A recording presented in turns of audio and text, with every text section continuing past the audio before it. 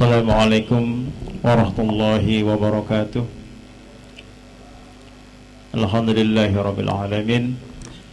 Wassalatu wassalamu ala asrafil anbiya'i wal mursalin wa ala alihi wa sahbihi ajma'in. Rabbi shrah li sadri wa yassir li amri wahlul 'uqdatam min lisani yafqahu qawli. Yang terhormat Ketua Takmir Masjid Jami Al-Mujahidin Kiai Abdul Rahim, yang terhormat Al-Ustadz Muslih yang mengasuh pengajian kita pada malam hari ini, yang terhormat pimpinan Pondok Pesantren Al-Mujahidin Ustadz Hasan, dan yang juga kita hormati yang hadir pada hari ini Kepala Madrasah MTS Al-Mujahidin Bapak Amrullah, dan Kepala MA Al-Mujahidin Bapak Nasruddin, dan sesepuh, bini sepuh, tokoh agama, tokoh masyarakat yang hadir pada pengajian kita pada malam hari ini. Dan juga tak luput kami berikan kebahagiaan, kebanggaan yang besar bagi kami seluruh santri Pondok Pesantren Al-Mujahidin. Alhamdulillahirabbil alamin. Patut kita bersyukur kepada Allah Subhanahu wa taala karena kita telah diberikan kesehatan, kesempatan, kelembutan hati sehingga kita bisa menghadiri pengajian kita pada malam hari ini, sehingga kita bisa turut bersama mempelajari ilmu-ilmu Islam yang itu menjadi kewajiban kita bersama. Dan salawat beserta salam semoga selalu tercurahkan kepada junjungan kita Nabi besar Muhammad sallallahu alaihi wasallam serta keluarga, sahabat, dan seluruh umatnya, dan mudah-mudahan kita termasuk umatnya yang nanti akan mendapat syafaat di yaumil qiyamah. Amin ya rabbal alamin. Bapak-bapak, ibu-ibu, saudara jamaah pengajian Masjid Al-Mujahidin, alhamdulillah ini pengajian kita yang ketiga, kajian kitab kuning Sulam Taufik yang diasuh oleh Al-Ustadz Muslih. Sebelum itu kami mengucapkan terima kasih yang sebesar-besarnya kepada yang pertama adalah seluruh takmir Masjid Al-Mujahidin, pada pesantren Al-Mujahidin yang telah mensupport yang luar biasa hingga kegiatan ini bisa kita laksanakan dengan kesuksesan. Dan Pondok Pesantren Al-Mujahidin ini membawahi pendidikan informal dan pendidikan formal dari RA atau setingkat dengan TK, MI atau setingkat dengan SD, kemudian ada MTS yang setingkat dengan SMP, dan MA yang setingkat dengan SMA. Dan kami juga mengucapkan terima kasih yang sebesar-besarnya kepada Bapak Amrullah dan seluruh krunya yang menjadikan acara ini lebih baik sehingga bisa ditonton tidak hanya orang yang ada di dalam masjid ini, tapi orang-orang yang kemudian bisa melihat dari Mujahid TV dan juga Mujahid FM, dan juga insya Allah akan live streaming di YouTube. Dan kami ucapkan sebesar-besarnya semoga ini menjadi amal ibadah beliau dan rekan-rekannya. Dan kami juga mengucapkan terima kasih kepada ibu-ibu jamaah yang telah sudi memberikan sedekah makanannya. Mudah-mudahan apa yang kita santap pada hari ini menjadi amal ibadah buat kita semua. Amin. Dan bapak-bapak jamaah pengajian kitab Subulus Sulam Taufik pada malam hari ini, seperti yang telah disebutkan tadi, jadi pengajian kita ada pengajian yang ketiga, pengajian yang kedua kemarin sudah kita lalui. Dan pada kesempatan ini mari kita mengaji bersama dengan pengasuh Al-Ustadz Muslih. Mari kita dengarkan secara bersama, dan nanti di sesi kedua akan kita berikan waktu untuk sesi bertanya. Jadi kalau misalkan ada yang harus kita pertanyakan, nanti bisa langsung ditanyakan kepada Al-Ustadz Muslih. Untuk itu semua waktu seluas-luasnya kami berikan kepada Ustaz Muslih, kepada beliau dipersilakan. Assalamualaikum warahmatullahi wabarakatuh. Ila hadratin Nabi Mustafa Muhammadin sallallahu alaihi wasallam wa ala alihi wa azwajihi wa dhurriyyatihi wa ali baitihi wa li jami'i ikhwani minal anbiya'i wal mursalin wal awliya'i wa syuhada'i was sholihin wa sahabati wa tabi'in wa jami'il malaikatil muqarrabin wal musannifin al mukhlisin, khususan Syekh Abdullah bin Husain bin Tahir bin Muhammad bin Hashim bin Alawi wa ila Syekh Muhammad Nawawi Al-Bantani rahimahumullahu ta'ala wa nafa'ana bi'ulumihima wa barakatihima wa anwarihima wa li jami'i masyayikhina wa masyayikhina wa li abaina wa umatina wa li kafatil muslimina wal muslimat wal mu'minina wal mu'minat. Sya'ulillahi lahumul fatihah. A'udhu billahi minasyaitanir rajim. Bismillahirrahmanirrahim. Alhamdulillahi rabbil alamin arrahmanir rahim maliki yaumiddin. Iyyaka na'budu wa iyyaka nasta'in. Ihdinas siratal mustaqim, siratal ladzina an'amta 'alaihim ghairil maghdubi 'alaihim waladdallin. Amin.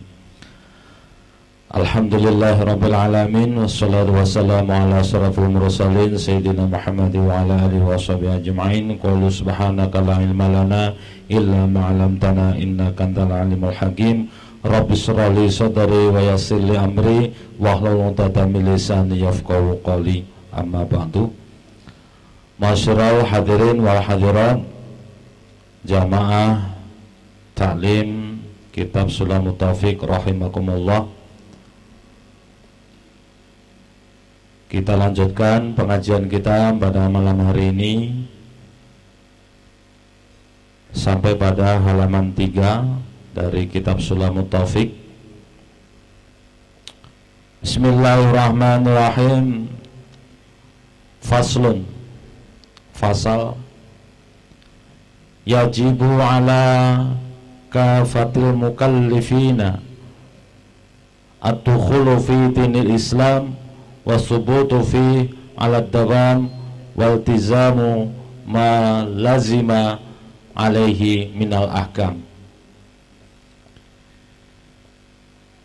Dalam pasal yang pertama ini dikatakan bahwa wajib hukumnya bagi semua orang yang telah mukallaf. Pengertian mukallaf yaitu orang yang sudah mendapatkan khitab, mendapatkan perintah oleh Allah secara langsung. Syaratnya mukallaf adalah satu, berbalik, yang kedua adalah berakal. Oleh karenanya bagi orang yang sudah usia balik, apabila laki-laki itu sudah usia 15 tahun, kalau perempuan sudah menstruasi, atau dengan kata lain jika laki-laki sudah pernah mimpi basah, itu sudah dikatakan sebagai orang yang sudah berakal. Pada saat itu juga anak yang sudah masuk balik ini, seluruh tanggung jawabnya akan kewajiban yang telah diperintahkan oleh Allah adalah murni menjadi tanggung jawabnya. Apabila belum balik, maka semuanya masih menjadi tanggung jawab dari orang tuanya. Kemudian berakal. Berakal ini bisa diartikan pertama adalah akalnya waras, tidak dalam keadaan stres ataupun gila. Yang kedua, berakal dalam arti kata dia sadar, bukan dalam keadaan pingsan ataupun tidur. Maka di dalam sebuah hadis dikatakan rufi al-qalamu an salasatin. Hukum itu tercerabut daripada orang itu karena 3 hal. Pertama adalah orang yang tidur sampai ia bangun. Kemudian yang kedua adalah orang yang gila sampai dia waras kembali. Yang ketiga adalah orang yang pingsan sampai dia sadar kembali.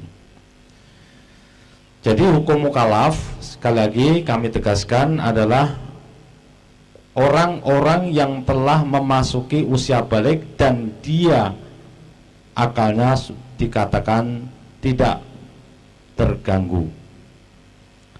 Jadi apabila kita, Bapak Ibu sekalian, ingin lepas dari tanggung jawab perintah Allah, itu kita harus memenuhi syarat 3 itu, salah satunya. Kita tidur, nggak bangun-bangun, alias mati. Yang kedua, pingsan, nggak sadar-sadar. Yang ketiga, gila, tidak sehat, tidak waras-waras.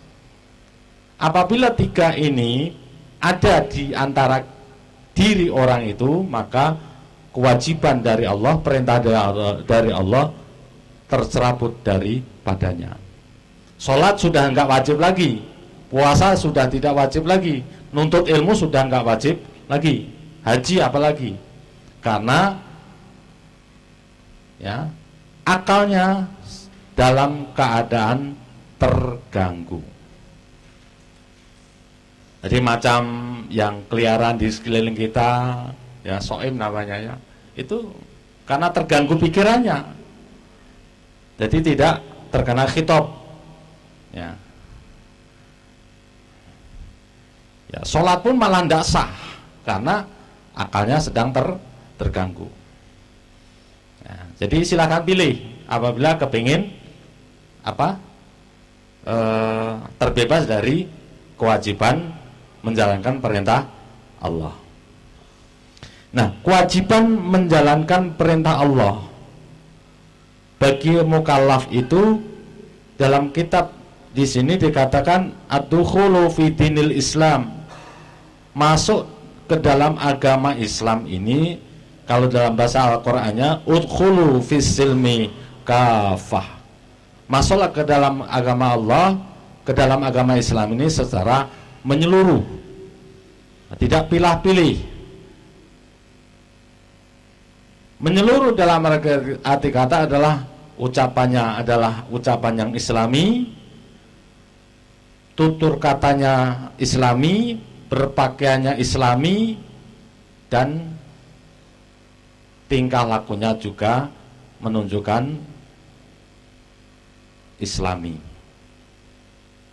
Berpakaian secara Islami bagaimana sih? Berpakaian secara Islami harus pakai gamis, harus pakai jubah? Tidak. Berpakaian secara Islami, secara syar'i adalah pakaian yang menutupi aurat kita. Makanya pakaian yang Islami adalah pakaian yang menutupi aurat kita. Itulah yang disebut pakaian yang syar'i. Nah, kalau gamis kemudian jubah itu kan model, bukan semata-mata bentuknya seperti itu kemudian disebut sebagai pakaian yang Islami. Koko yang saya pakai ini kenapa disebut koko? Ya karena ini tradisi orang Cina dulu memakai pakaian yang seperti ini, nggak ada kerahnya, makanya disebut koko. Dulu disebut baju teluk belango, kemudian disebut baju koko, kemudian kurang trending, kemudian disebut baju takwa. Nah, dulu ini kayaknya urusan bisnis ini karena namanya tidak trending lagi, kemudian disebut dengan istilah baju syar'i. Jadi adik-adik jangan mudah terpengaruh kepada pemikiran-pemikiran yang sebenarnya itu justru akan mengkotak-kotakkan kita sendiri, akan mempersulit kita sendiri. Logikanya kalau ada baju muslim berarti ada baju kafir, kan gitu ya. Makanya menurut fikih kita kembalikan pada nas yang aslinya ataupun menjadi garis yang sebenarnya. Apa itu pakaian muslim? Pakaian muslim adalah pakaian yang syar'i, adalah pakaian yang menutupi aurat si pemakainya. Ada loh yang katanya berpakaian syar'i, atasnya jilbaban, bawahnya ini entah kemana. Ada. Entah karu-karuan. Nah, apakah itu disebut dengan pakaian Islami? Tidak. Makanya kalau berpakaian secara Islami, sekali lagi adalah pakaian yang betul-betul menutupi aurat kita. Makanya Al-Quran mengatakan, tutupilah badanmu itu dengan pakaian yang menutupi seluruh bagian-bagian lekuk-lekuk tubuh Anda dari pandangan manusia. Nah, ini sekali lagi jangan terpengaruh kepada istilah-istilah yang sebenarnya itu adalah untuk trending sebuah produk. Biarlah ini kalian live, tidak apa-apa saya sampaikan. Karena begini, dulu mengatakan jilbab itu sekarang kurang ngetren. Dulu kalau zaman saya sekolah dulu sudah pakai istilahnya kerudung, kemudian menjadi jilbab. Kemudian sekarang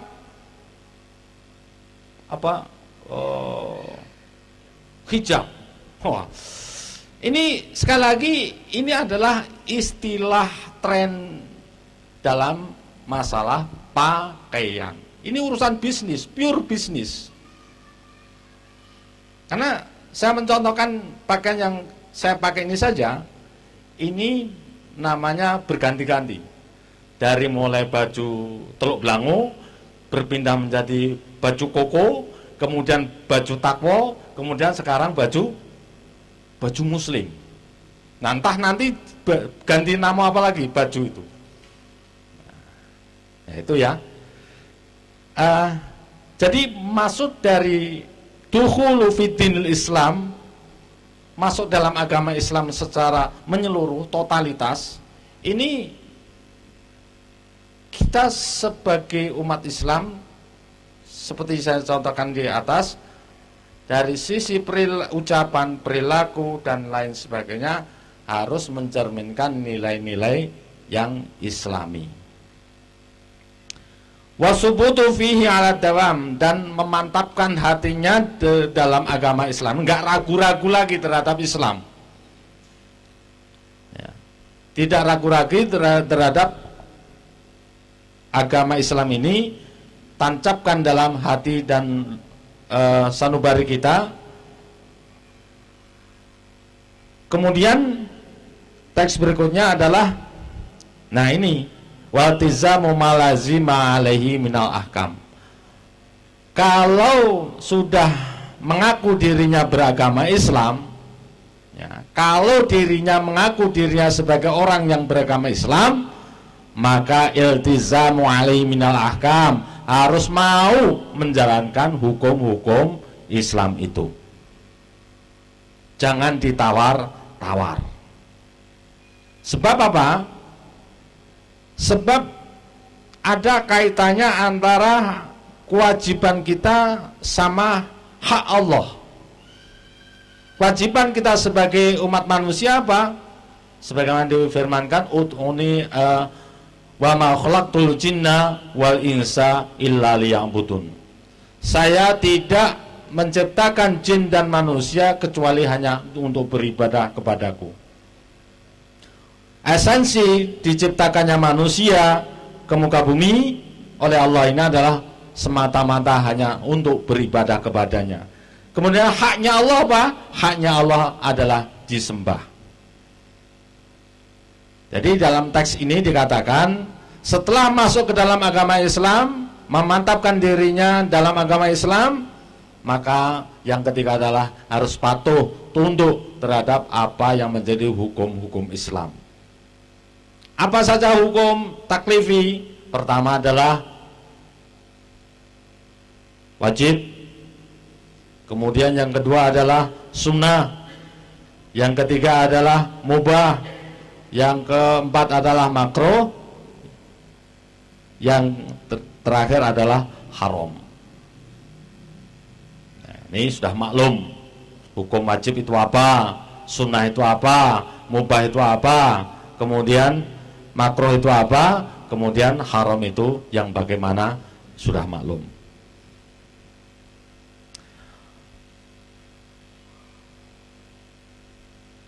Fama yajibu alaihi ilmahu wa i'tiqaduhu mutlaqon.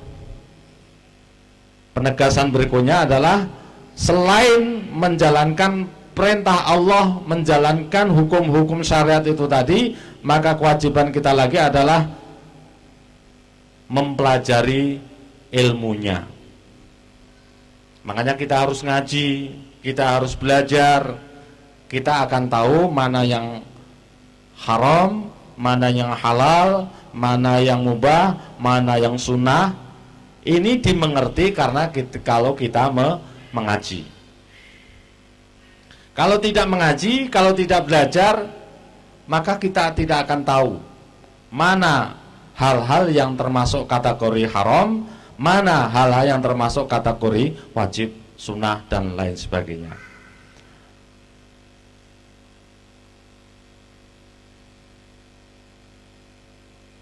Wanuku bihi fil hali ingkana kafiron au illa fa fi sholati asyahadatani wa huma asyhadu an la ilaha illallah wa asyhadu anna muhammadar rasulullah. Jadi lagi-lagi kita membahas masalah syahadat.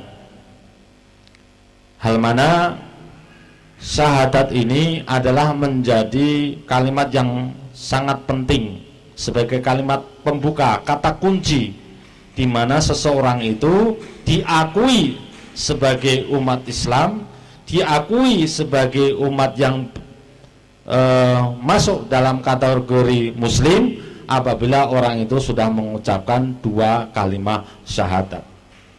Dalam sahnya ini, apabila seseorang itu baru mengatakan la ilaha illallah saja belum cukup kalau belum mengatakan asyhadu an la ilaha illallah wa asyhadu anna muhammadar rasulullah.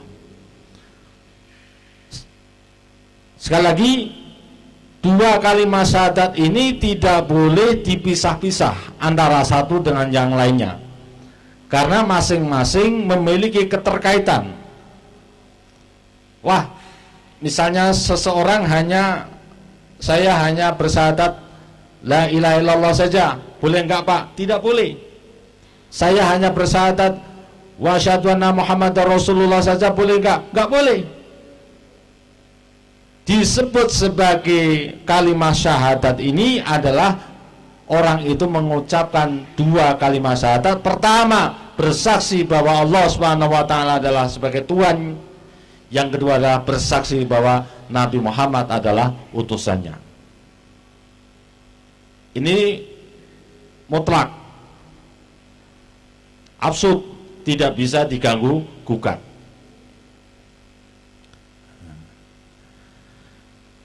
Wa mana asyhadu an la ilaha illallah an ta'lama wa ta'taqida wa tu'mina wa tasaddaqa alla ma'buda bihaqqin fil wujudi illallah. Arti dari syahadat tauhid, syahadat itu ada dua anak-anak ya. Pertama syahadat tauhid, yang kedua adalah syahadat rasul. Yang mana yang disebut syahadat tauhid? Yang disebut syahadat tauhid adalah lafaz asyhadu an la ilaha illallah.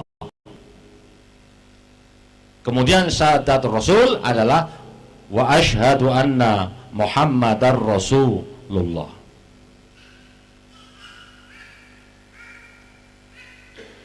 Ini dalam pembahasannya harus ada kalimat atof, harus ada huruf atofnya, yaitu waw, wa asyhadu. Beda lafadznya ketika adzan, iqamah. Maka lafadznya yang masyhur adalah kalau iqamah asyhadu an la ilaha illallah, asyhadu anna muhammadar rasulullah, tidak boleh memakai waw. Jadi adik-adik, anak-anak, atau kita semuanya yang biasa qomat, Ya cukup asyhadu an la ilaha illallah, asyhadu anna Muhammadar Rasulullah. Tidak perlu memakai waw. Beda kalau kita mengikrarkan dua kalimat syahadat, maka ini harus memakai waw. Wa asyhadu anna Muhammadar Rasulullah. Makna syahadat la ilaha illallah adalah anta'lama wa ta'taqida wa tu'mina wa tasaddaqa. Ini kita percaya, kita yakini bahwa hanya Allah lah Tuhan yang wajib disembah. La ma'buda bihaqqin. Tidak ada Tuhan yang berhak disembah bihaqqin dengan nyata, bihaqqin dengan kebenaran. Illallah, kecuali hanya Allah. Allah yang bagaimana? Allah Al-Wahid, Allah yang Maha Esa. Adik-adik sekolah ya, bacanya Esa ya, jangan Esa. Kalau Esa itu bahasa Sanskerta, Esa artinya perkasa, kuat. Esa. Tapi kalau Esa itu bahasa Sanskerta juga, namanya satu.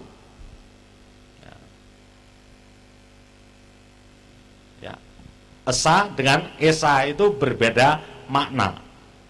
Walaupun tulisannya sama, membacanya berbeda, kemudian maknanya juga berbeda.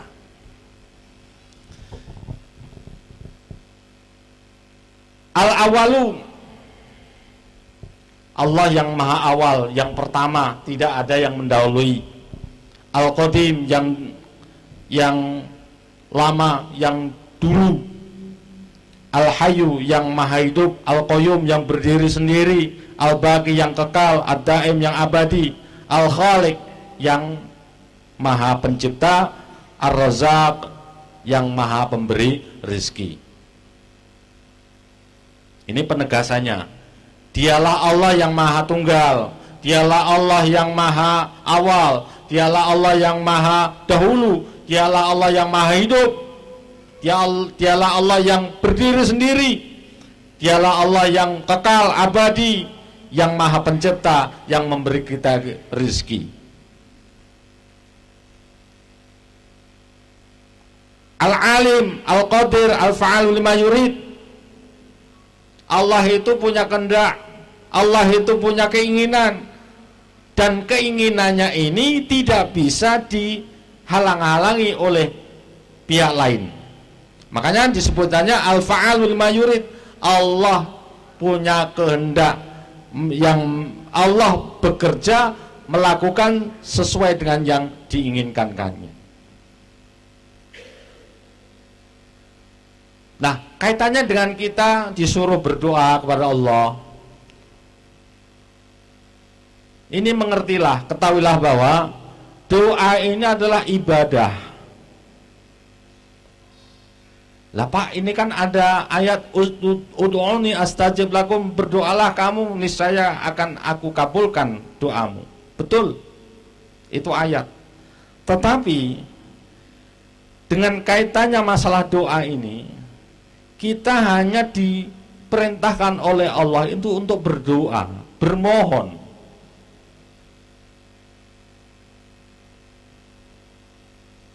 Ini menunjukkan bahwa kita ini makhluk yang lemah, kita ini manusia nggak punya daya upaya apapun, kita masih merengek-rengek, kita masih memohon-mohon kepada Allah Subhanahu wa Ta'ala yang memiliki segala-galanya. Oleh karenanya di sini disebutkan Al-Qadir Al-Fa'alu lima yurid, berkuasa dan bekerja sesuai yang diinginkannya. Oleh karena kita harus yakini bahwa ini menjadi satu penegasan, kita ini hanya manusia yang kalau diibaratkan itu sebagai anak wayang. Anak wayang, pertunjukan wayang kulit ini kan dimainkan oleh si dalang. Yang bermain adalah dalang. Sementara anak wayang ini hanya nuruti apa kata dalang. Disuruh kerja, kerja, disuruh minggir, minggir, disuruh kabur, kabur, dan lain sebagainya. Ini adalah gambaran tentang bagaimana tidak berkuasanya kita atas diri kita sendiri, karena semuanya adalah atas kendali Allah Subhanahu wa Ta'ala. Makanya setiap aktivitas kita oleh Rasulullah itu diajarkan, fabda bismillahirrahmanirrahim. Awalilah perilakumu, awalilah pekerjaanmu, apapun itu, maaf, ini yang baik-baik, awalilah dengan ucapan bismillahirrahmanirrahim. Karena ada keberkahan di dalam bismillahirrahmanirrahim. Suatu ketika Umar bin Khattab melakukan sesuatu pekerjaan, kemudian Umar itu lupa membaca bismillahirrahmanirrahim. Kemudian Umar ketika ingat, oh ya tadi belum baca bismillah. Kemudian Umar seketika itu juga mengucapkan bismillahi awaluhu wa akhiruhu. Bismillah di awal dan akhirnya.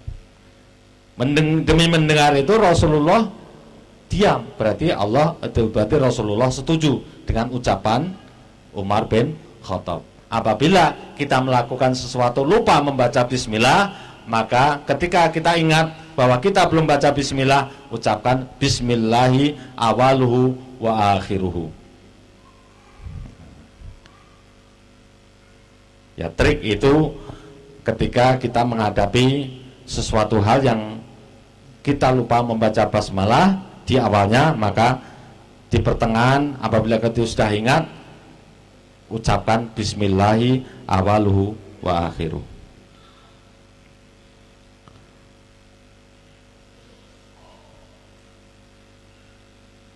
Bismillahirrahmanirrahim. Wa makna asyhadu anna Muhammadur Rasulullah. Adapun makna atau arti syahadat Rasul. Apa tadi syahadat Rasul? Asyhadu wa asyhadu anna Muhammadar Rasulullah. Maknanya adalah anna Muhammadan Rasulullah, sesungguhnya Muhammad sallallahu alaihi wasallam itu adalah Rasulullah, utusan Allah.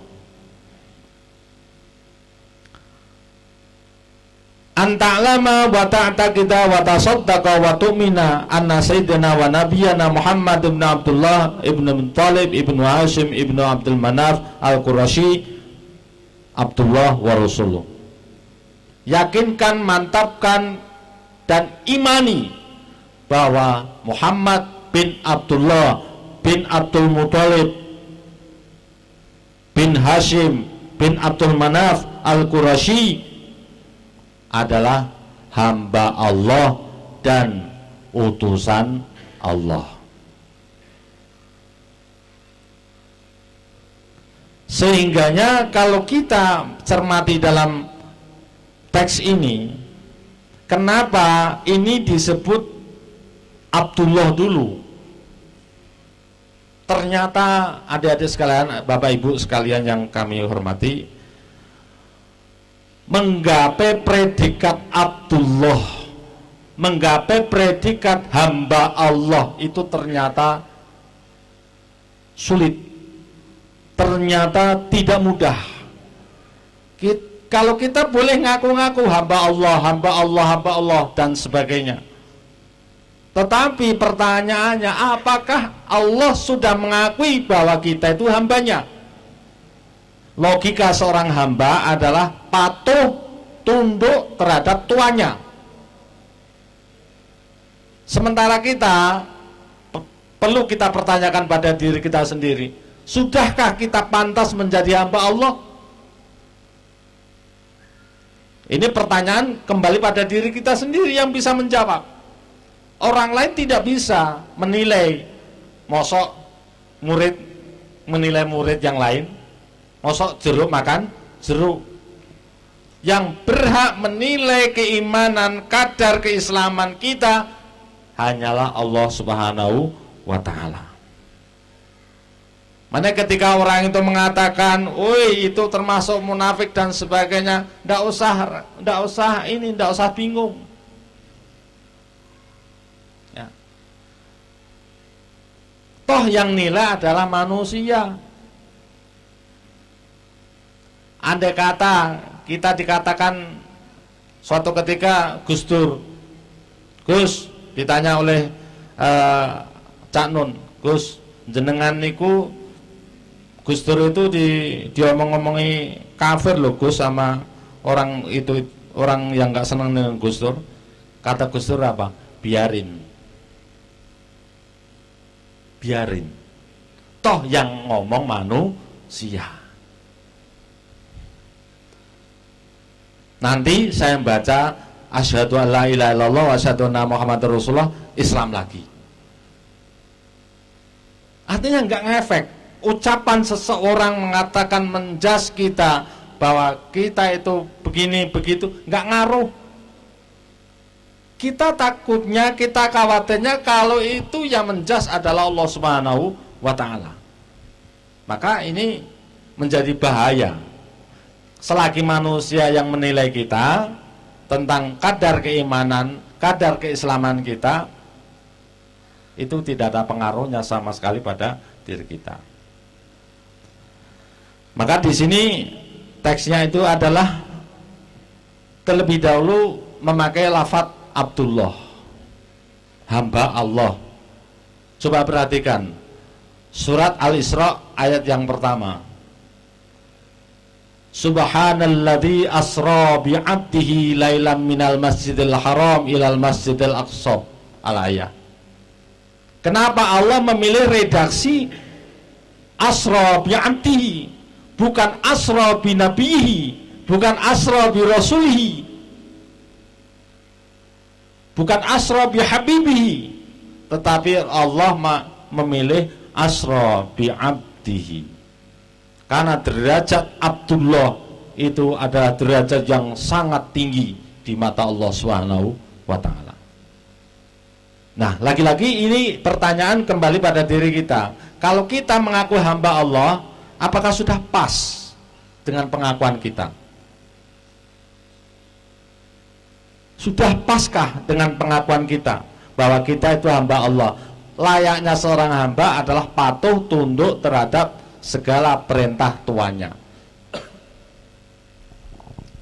Fulan sini, datang.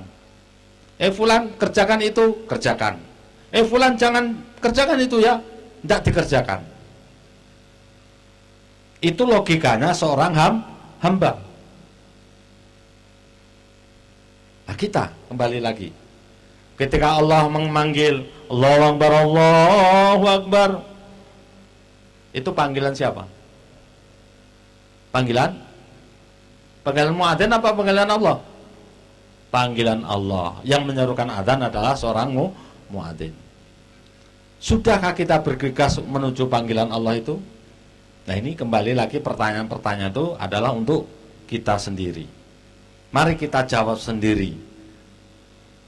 Apakah kita sudah layak, sudah pas disebut sebagai hamba Allah? Wa rasuluhu, dan menjadi utusannya, ila jamil khalqi. Bedanya Nabi Muhammad sallallahu alaihi wasallam dengan para nabi dan rasul sebelumnya, kalau nabi dan rasul sebelum Nabi Muhammad sallallahu alaihi wasallam diutus kepada umatnya, diutus kepada kaumnya.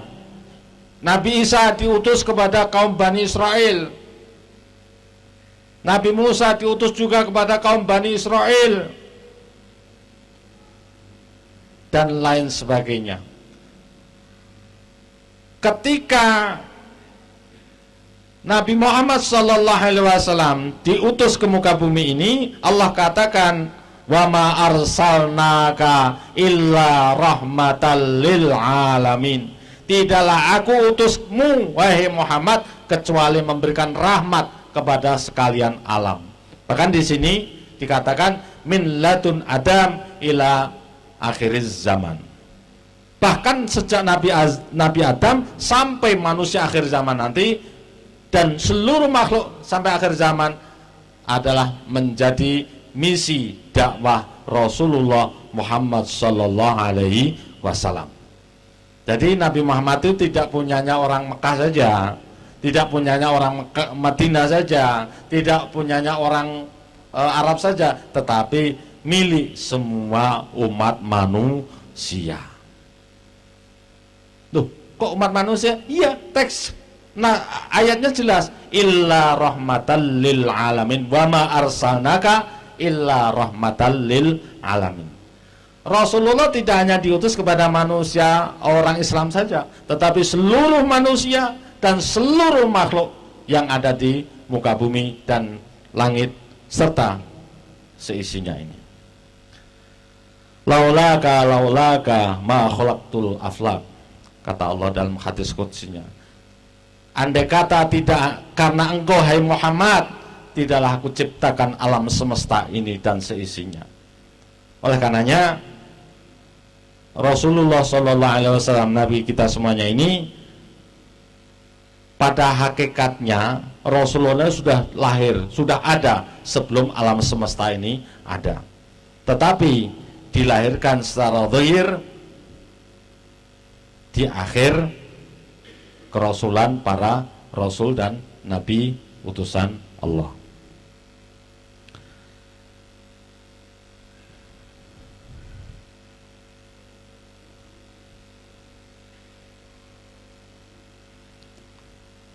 Kemudian kepercayaan atau iman kita kepada Rasulullah sallallahu alaihi wasallam yang bagaimana? Bahwa Rasulullah itu adalah shadiqun, orang yang jujur, orang yang benar, ucapannya benar, perilakunya jujur. Ya.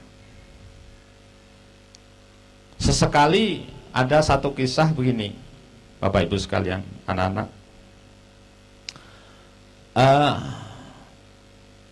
Salah seorang pencuri, salah seorang pencuri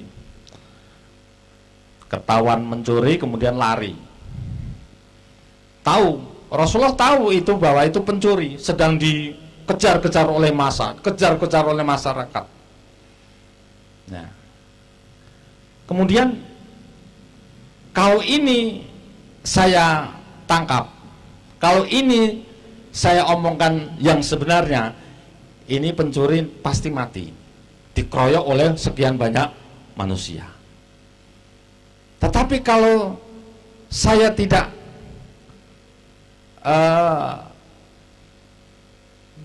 menangkap, ataupun saya akan menghalang-halangi orang yang mengejar itu, tidak mungkin.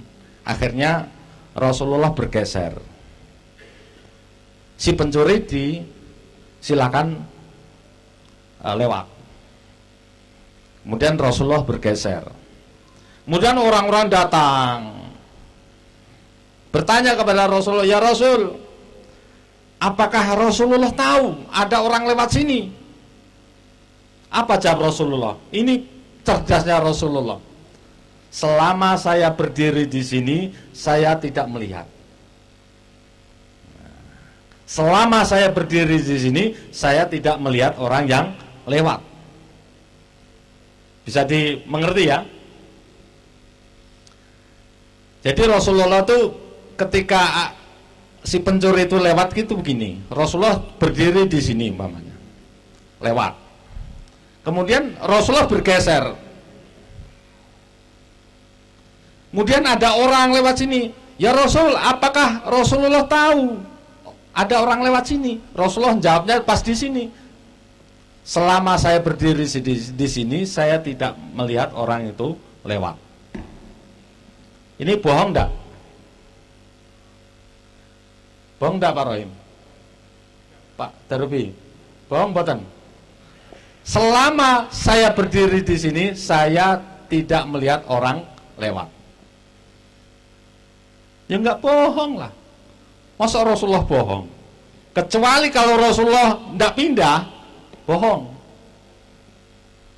Nah, ini menunjukkan kecerdasan Rasulullah.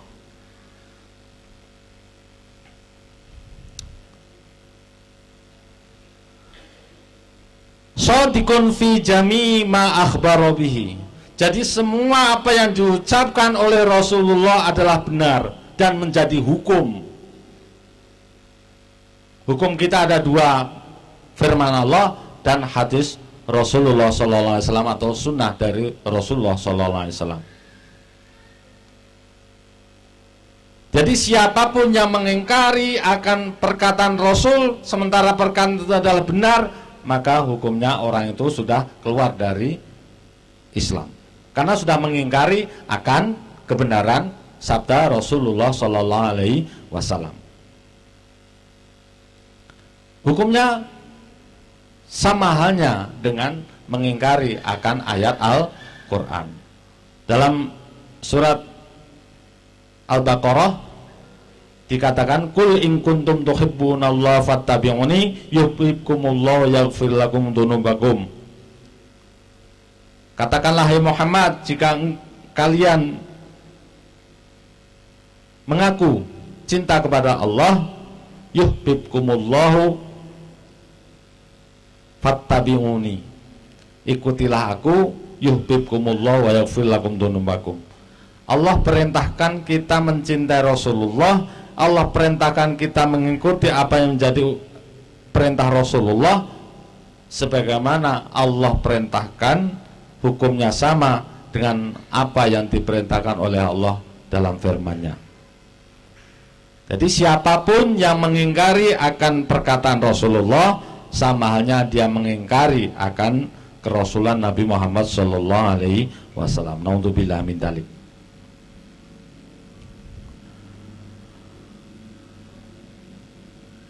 Saya baca teksnya saja. Kelanjutan dari yang kami baca tadi, famin dzalika adzabal qabri wa naimihi wa su'alil malakain munkarin wa nakir wal ba'si wal hasri wal qiyamati wal hisabi was sabab wal adab wal mizan wan nari was sirat wal haudi was syafa'ah. Itu semuanya yang menceritakan ada malaikat mungkar nakir, ada nikmat kubur, ada siksa kubur, ada hari kiamat, hari pembalasan, dan ada siksa, ada mizan, ada siratal mustaqim, ada syafa'ah, ada telaga Kausar dan telaga di surga, surga neraka dan lain sebagainya. Itu semuanya yang menceritakan adalah Rasulullah Muhammad sallallahu alaihi wasallam. Kita harus mempercayainya. Sekali lagi, kita harus mempercayainya bahwa itu adalah ada.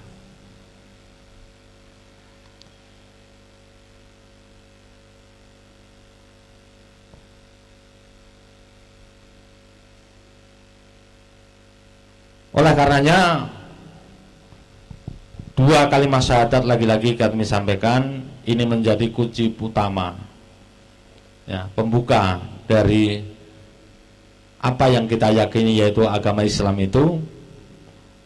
Maka harus kita jaga syahadat ini. Makanya dalam dunia pewayangan ada istilah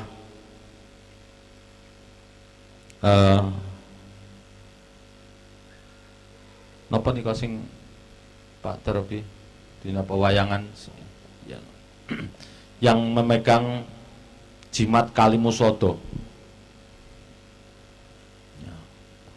itu yang dimaksud adalah jimat itu adalah sesuatu yang mulia, jimat itu adalah sesuatu yang agung, jimat itu sesuatu yang dahsyat. Itu harus dipegang oleh orang-orang yang memiliki keteguhan hati, sehingganya jimat itu bisa terpelihara dengan baik. Cara memelihara jimat itu dengan baik, ya kelanjutan dari rukun Islam itu apa? Ya sholat, puasa, zakat, haji. Makanya ada satu penekanan di sini, syahadat ini merupakan pondasi, kemudian sholat adalah tiangnya, kemudian puasa adalah dindingnya, zakat adalah menjadi reng usuknya, sementara haji adalah sebagai atapnya. Maka bangunan Islam seperti itu digambarkan. Apabila bangunan Islam ini secara pondasinya kokoh, maka bangunan Islam, bangunan rumah yang dianalogikan dengan Islam ini juga akan menjadi kokoh, tidak mudah goyah oleh terpaan angin maupun yang lainnya. Tetapi sebaliknya, apabila syahadat ini kropos, meskipun bangunannya bagus tetapi pondasinya kropos, maka akan sangat riskan sekali mendapatkan gangguan terpaan angin dan lain sebagainya, sehingga bangunan itu menjadi roboh.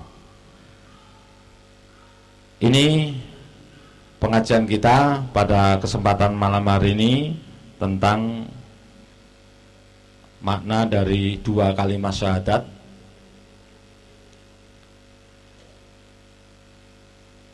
yang mana ini dijabarkan secara panjang lebar dalam kitab Sulamut Taufik atau dalam syarahnya Sulam Taufik ini. Sengaja saya tidak baca semuanya, saya ambilkan intisari dari pemaknaan dari dua kalimat syahadat itu. Yang jelas ini harus kita pelihara dengan sebaik-baiknya, ya, harus kita yakinkan dalam diri kita. Dua kalimat syahadat ini menjadi suatu hal yang kokoh dalam hati dan sanubari kita. Faslun yajibu ala kulli muslimin hifdzu islamihi wallahu a'lam bishawab.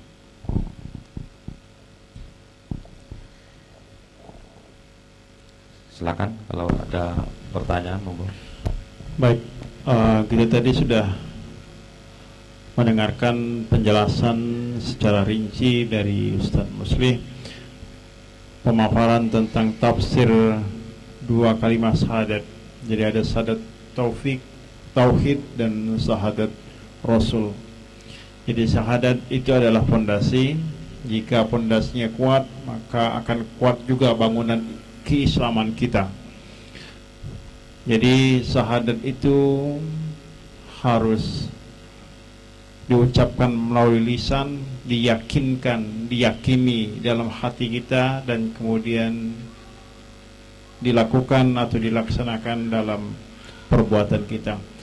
Baik, jadi sudah panjang lebar tadi disampaikan oleh Ustadz Muslih tentang pemaparan makna atau arti syahadat dalam kehidupan kita. Jadi kita harus yakini bahwa Allah adalah satu-satunya Tuhan yang wajib untuk kita yakini. Harus kita yakini seluruh ajaran-ajaran Islam yang dibawa oleh Rasul, karena akan sempurna jika kita yakin terhadap Allah dan juga yakin terhadap apa yang kemudian disampaikan oleh Rasulullah. Baik, sesi kedua ini akan dibuka dua pertanyaan kepada Bapak, Ibu, saudara-saudara dan juga seluruh jamaah pengajian yang mungkin dirasa ada yang mau dipertanyakan atau mungkin bisa kita diskusikan. Silakan nanti disampaikan langsung kepada Ustadz Muslih. Kepada yang ingin menyampaikan pertanyaan dipersilahkan. Baik.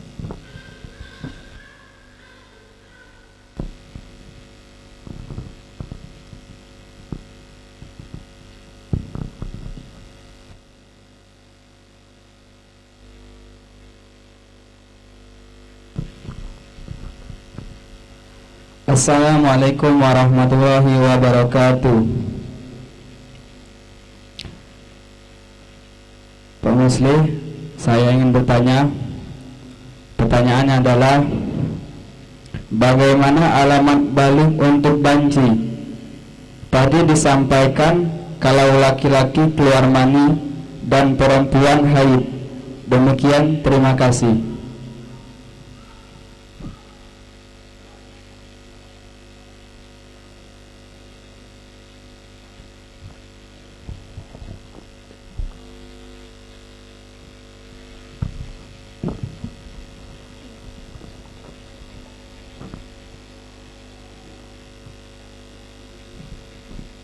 Assalamualaikum warahmatullahi wabarakatuh. Pak Ustadz, saya mau tanya, bagaimana ketika sholat kebelut kentut ditahan atau dikeluarkan? Sedangkan kalau dikeluarkan sholat batal. Dan bagaimana hukum menahan kentut ketika sholat? Sekian, wassalamualaikum warahmatullahi wabarakatuh.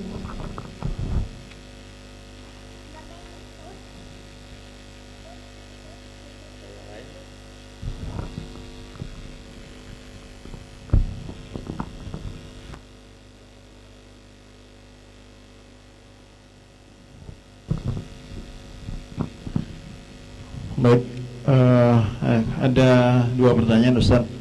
Jadi tadi dari santri kita, pertama dari saudara Rizky, yang kedua dari saudari Siti. Ya. Baik, mungkin langsung saja Ustaz langsung bisa menjawab nanti dari pertanyaan dari Rizky, nanti kemudian akan dijawab pertanyaan dari saudari Siti. Pada Ustaz dipersilakan. Bagaimana hukumnya banci itu ya? Baik, saya jawab.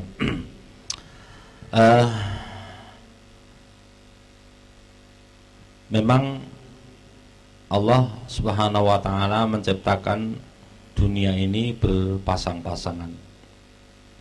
Ada laki-laki, ada perempuan, ada langit, ada bumi, dan seterusnya. Nah, kemudian banci itu menempati di mana? Banci kalau bahasa Arabnya itu khungsa. Nah, apakah masuk kategori laki-laki ataukah masuk kategori perempuan? Di sini harus kita perhatikan dulu, harus kita lihat dulu bahwa orang yang punya kelainan jenis kelamin yang disebut banci di sini dalam fikih itu dikatakan orang yang memiliki kelamin ganda. Orang yang memiliki kelamin ganda. Kelamin laki-laki dia punya, kelamin perempuan juga punya. Baik itu banci maupun bencong atau waria. Nah, itu sebutannya bisa itulah. Ini memiliki dua alat kelamin. Ya. Ini yang banci asli. Nah, kemudian apakah ini nanti masuk kategori mana? Ini nanti di bab sholat pun ada pengaturannya, pengaturan shopnya. Tidak hanya melulu dalam urusan batasan akal baliknya memakai apa ini? Apakah memakai umur? Apakah memakai tanda-tanda alamiah? Apakah haid atau yang satunya tadi yaitu mimpi basah? Nah, ini harus ditegaskan dulu. Sekali lagi yang kita masukkan di sini, yang kita bahas di sini adalah banci yang betul-betul dari sananya ini orang itu memiliki dua alat kelamin. Ya. Itu harus ditegaskan itu dulu. Kemudian yang kedua, dari dua alat kelamin tadi, manakah yang paling dominan dari dua alat kelamin itu tadi? Kalau dominan ke laki-laki, maka dia mengukur akil baliknya memakai kadar umur 15 tahun atau mimpi basah. Kalau dominan ke perempuan, maka dia sudah mengalami menstruasi atau datang bulan. Lagi-lagi ini adalah betul-betul yang disebut sebagai banci yang memiliki dua alat kelamin. Nah, pertanyaannya, yang beredar di sekeliling kita ini banci betulan apa banci-bancian? Nah, ini kan bisa kita lihat itu. Kalau Pak ini sebenarnya dulu itu dia tuh laki-laki, kenapa sekarang sok-sok kemayu dan sebagainya, begini begitu, tidak suka sama laki-laki, tidak suka sama perempuan, malah senangnya sama laki-laki. Nah, itu laki-laki itu bukan yang dimaksud khungsa itu tadi. Itu adalah orang yang mengidap penyakit. Nah, itu orang yang punya kelainan jiwa, harus diobati.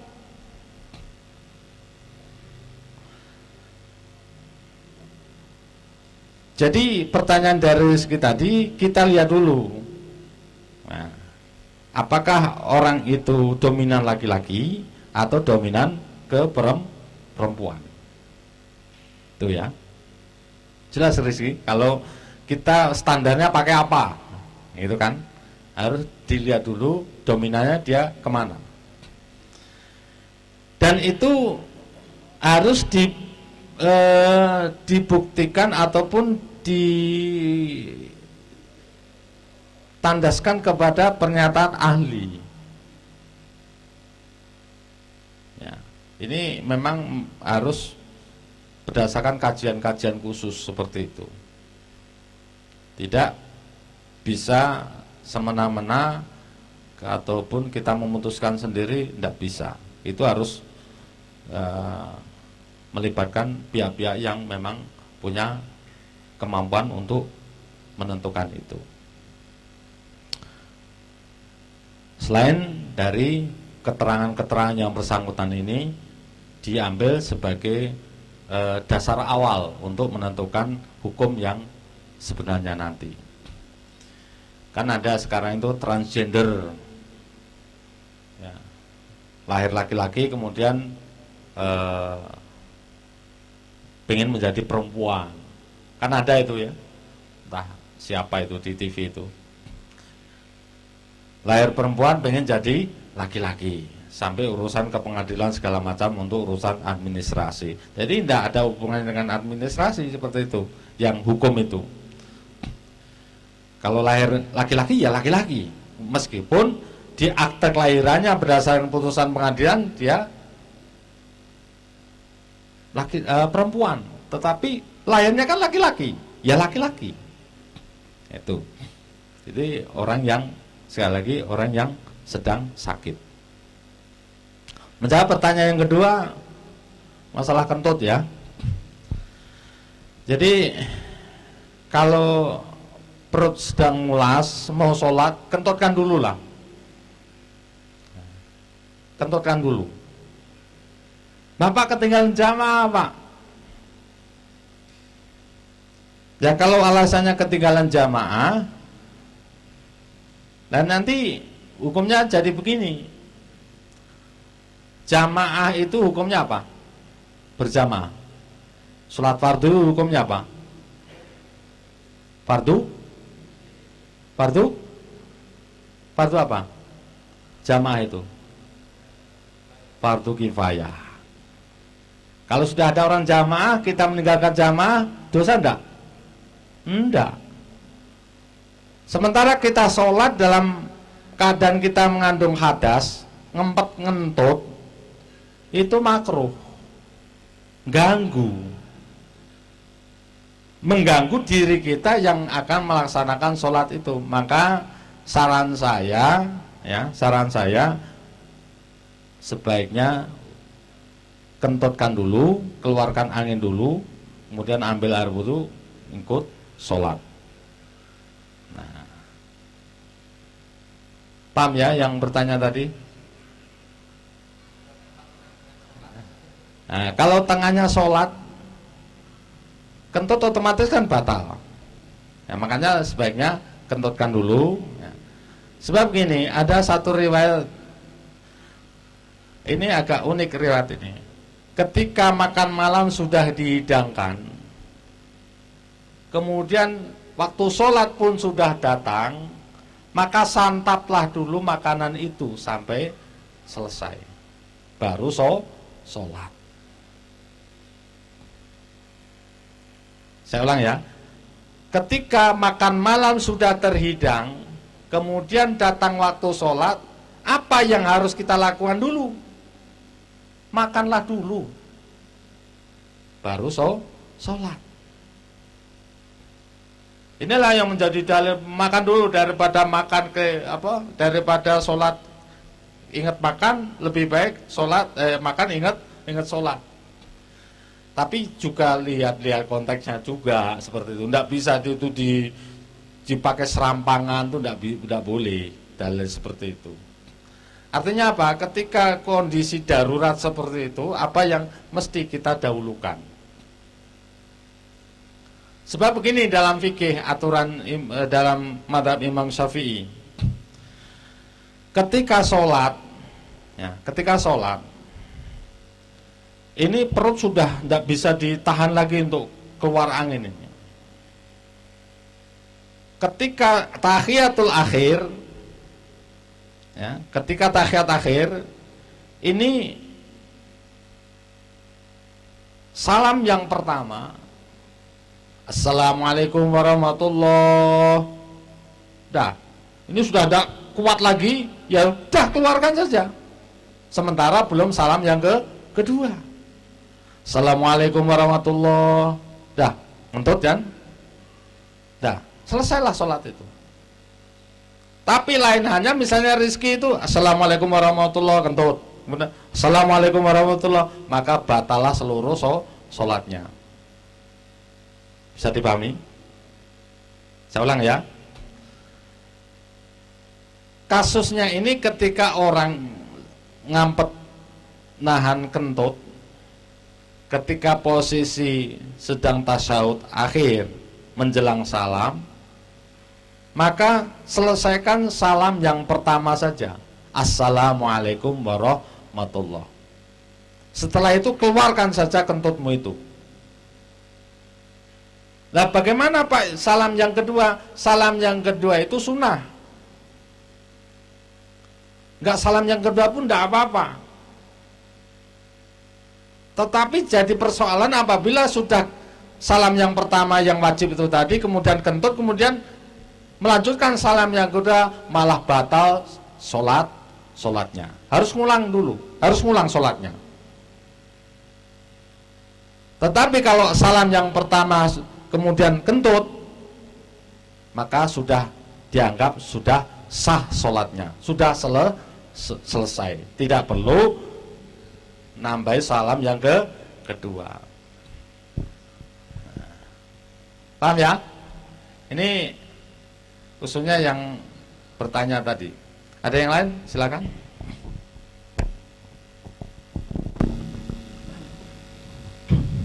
Baik, dua pertanyaan tadi sudah dijawab oleh Ustaz tentang hukum waria atau banci. Jadi dilihat yang lebih dominan. Tapi kalau melihat waria yang benar-benar waria, yang kata Ustaz tadi, yang memang alamiah ya, bukan karena jadi-jadian kan. Jadi kalau yang jadi-jadian itu ya karena gaya hidup mungkin. Tapi kalau misalnya secara alamiah dilihat yang lebih dominan apa, kecenderungannya lebih ke perempuan atau ke laki-laki gitu Ustaz ya. Jadi hukumnya mengikuti yang lebih dominan tadi. Kemudian pertanyaan dari saudara Siti tadi juga sudah dijawab oleh Ustaz tentang ketika sholat menahan kentut gitu kan.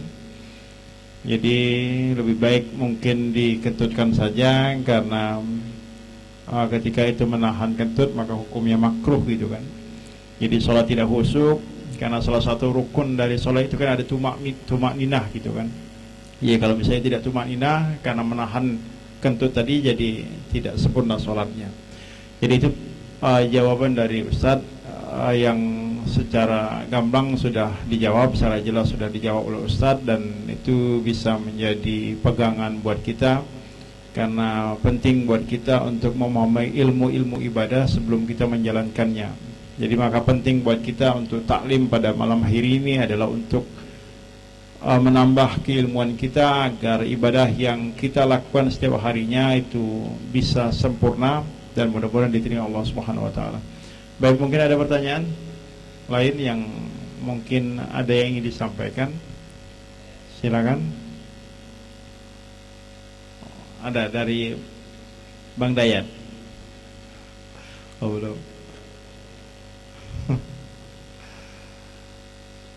Mungkin Ustaz ada yang mau disampaikan di akhir pengajian kita pada malam hari ini. Silakan. Baik, Bapak Iwan dan saudara-saudara, Bapak Ibu sekalian rahimakumullah.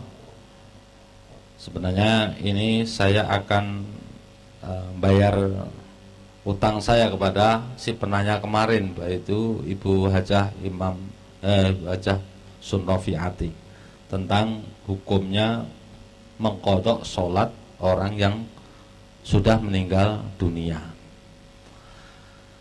Dalam kitab Fathul Mu'in, ya, karangan Syekh Zainuddin Al-Malyabari, halaman 3, di sana ada satu penegasan tentang bagaimana hukumnya orang yang sudah meninggal dunia, terlanjur meninggal dunia, sementara ada kewajiban sholat sewaktu dia itu hidup itu ada yang ditinggalkan. Ini bagaimana hukumnya? Saya bacakan secara ringkasnya saja. Man mata wa alaihi sholatu fardin lam tuqda wa lam tufda anhu. Barang siapa yang sudah meninggal dunia dan baginya masih ada sholat fardu yang dulunya ditinggalkan, entah itu karena sakit, karena alasan lain, ya, kecuali yang 3 tadi, ya, yang 3 tadi. Lam tuqda wa lam tufda anhu, maka hukumnya tidak boleh diqadha maupun ditebus. Karena hukum dari sholat fardu itu adalah fardu ain. Wa fi qaulin anna tuf'alu anhu aw sabiha amla. Tetapi dalam qaul yang lain, dalam pendapat ulama yang lain, itu membolehkan meskipun si mayat itu dulunya berwasiat untuk mengqadai atau tidak berwasiat. Hal demikian dilakukan oleh murid dari Imam Asy-Syafi'i, yaitu Imam As-Subki, mengqadai sholat sebagian sahabatnya. Jadi ada 2 versi Bapak Ibu sekalian tentang bagaimana hukum mengqadai sholat orang yang sudah meninggal dunia. Hukum yang pertama ini tegas dikatakan lam tuqda wa lam tufda anhu. Mayoritas ulama mengatakan tidak boleh diqadha dan tidak boleh ditebus sholat yang sudah terlanjur ditinggalkan oleh si mayat itu. Akan tetapi dalam pendapat ulama yang lain, dari ulama golongan Syafi'iyah, tepakannya di sini adalah Imam As-Subki, mengatakan bahwa boleh mengqadai sholatnya orang yang sudah meninggal dunia itu meskipun dia tidak berwasiat untuk mengqadainya. Sebab Imam As-Subki sendiri mengqadai sebagian kerabatnya yang sudah meninggal dunia. Jadi silahkan bagi yang ingin mengqadai sholatnya orang yang sudah meninggal dunia dari kerabatnya boleh, karena kita mengacu pada satu pendapat ulama yang namanya Imam As-Subki ini, artinya ada ulama yang bertanggung jawab. Tetapi di sini penegasan yang pertama adalah mayoritas ulama mengatakan hukumnya tidak boleh diqadha maupun ditebus.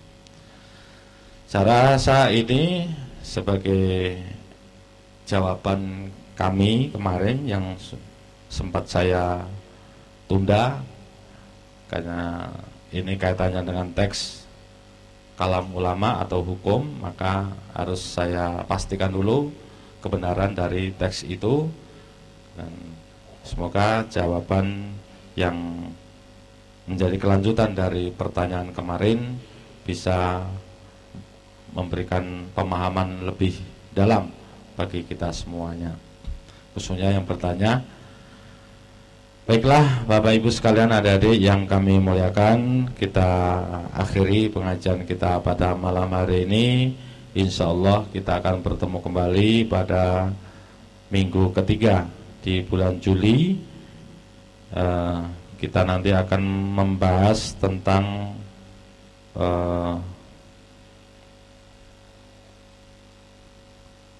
masih berkaitan dengan bagaimana sih kita sebagai orang Islam ini menjaga keislaman kita.